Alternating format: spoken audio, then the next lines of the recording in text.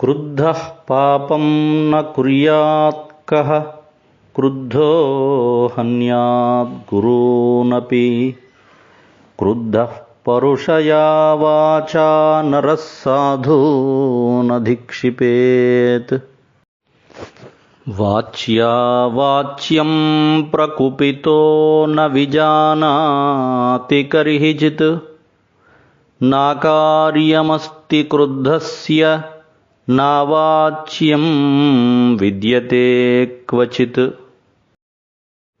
Yes సముత్పతితం క్రోధం క్షమయైవ నిరస్యతి యథోరగస్త్వచం జీర్ణాం స why పురుష ఉచ్యతే.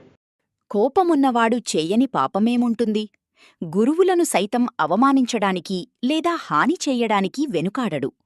తన కఠినమైన మాటలతో సజ్జనుల మనసులను బాధపెడతాడు.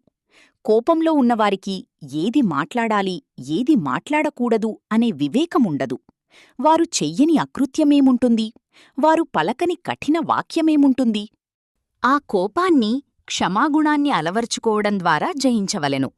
అది ఎట్లనగా, ఉరగము అనగా పాము జీర్ణమైన తన చర్మాన్ని విడిచిపెట్టి కొత్త చర్మాన్ని ఎట్లు ధరించునో అట్లే మనిషి తన కోపాన్ని విడిచిపెట్టి క్షమాగుణాన్ని అలవర్చుకోవలెను. క్షమ మనిషిని గొప్పవాడిని చేస్తుంది. కోపం అతనిని పతనానికి దారితీస్తుంది. కావున ప్రయత్నముచేత కోపాన్ని జయించినవాడే గొప్ప మనిషిగా చెప్పబడతాడు.